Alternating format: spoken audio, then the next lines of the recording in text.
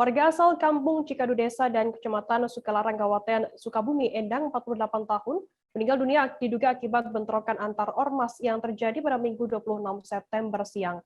Korban turut terlibat dalam bentrokan yang terjadi siang di Kampung Baros, RT 3 RW 4 Desa Cikahuripan, Kecamatan Gekbrong, Kabupaten Cianjur.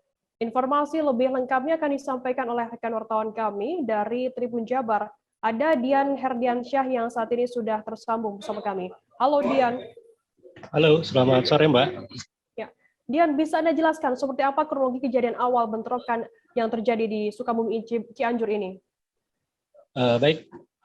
Peristiwa bermula dari awal dari bentrokan yang berada di wilayah Sumedang, kemudian meluas ke wilayah Jawa Barat, khususnya terjadi di perbatasan antara Cianjur dan Sukabumi yang melibatkan kedua ormas, yaitu Pemuda Pancasila PAC Sukalarang dan ormas BPPKB yang ada di wilayah perbatasan. Lantas, apakah korban yang meninggal dunia ini dari ormas mana? Mungkin bisa Anda jelaskan.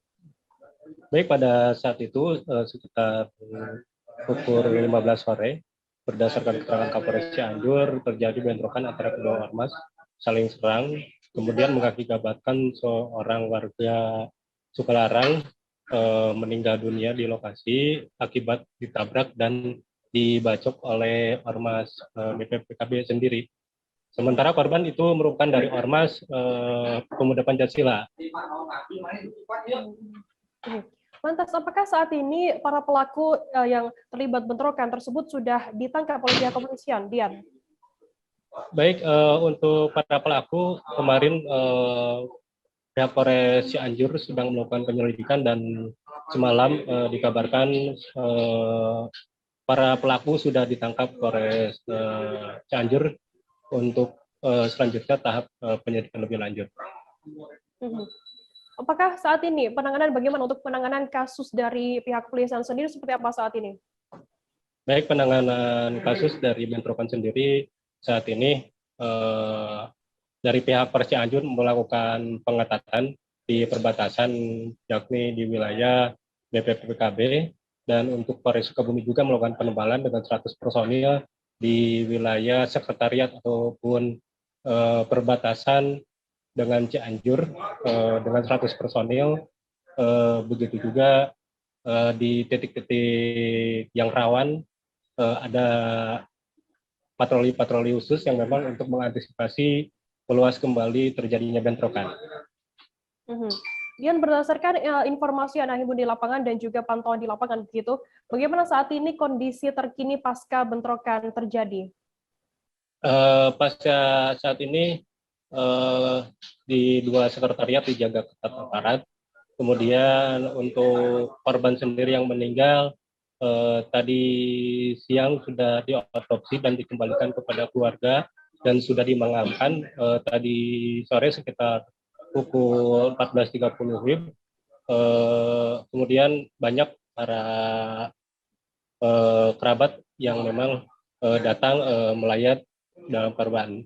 Jadi peristiwa korban datang ke lokasi itu bukan untuk ikut bentrokan, Mbak, tapi melainkan dia akan merelai anggota mereka untuk tidak terlibat dalam bentrokan tersebut. Namun naas si korban akhirnya ditabrak oleh salah satu mobil dari kelompok BPPKB dan dibacok di lokasi. Demikian. Baik, Tribuners, jurnalis kami Dian juga sudah melakukan wawancara dengan Kapolres Sukabumi Kota, SY Zainal Abidin, dan berikut liputannya untuk Anda. Mohon menjaga kondisivitas, dikarenakan pelaku sudah ditangani oleh Polres Cianjur dan sudah dapat si pelaku. Jadi mohon semua untuk menjaga kondisivitas agar kita kondusif. Karena memang ada kita kejadian ada di satu lagi di MPK Sumedang, itu alhamdulillah sudah selesai dan kita menjaga kondisivitas. Saya mohon di sini saya sebagai Bidang Organisasi Majelis Pimpinan Wilayah Provinsi Jawa Barat untuk menjaga kondisivitas kepada keluarga besar Pemuda Pancasila. Ada yang diamankan, Komandan?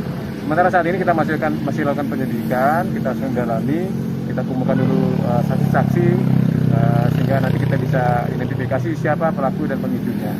Sementara saat ini kita lakukan penetralisasi untuk meredam masing-masing dua ormas untuk tidak saling menyerang dan tidak melakukan aksi-aksi pengerahan massa sehingga terjadinya konflik yang lebih lanjut akibat dari kejadian tadi siang tadi sore hari. Kejadian tadi siang di wilayah umum Polres Cianjur, upaya dari Polres Kabupaten Kota yang pertama melakukan penebalan pengamanan di wilayah perbatasan. Kemudian kami melakukan koordinasi terhadap pimpinan dari kedua ormas tersebut untuk sama-sama bisa menahan diri, kemudian memberikan informasi yang akurat terhadap seluruh anggotanya bahwa penanganan tersebut atas kejadian tersebut telah diserahkan kepada pihak kepolisian dan akan diproses secara hukum yang berlaku di wilayah Polres Cianjur. Jangan lupa subscribe, share, komen, dan like ya!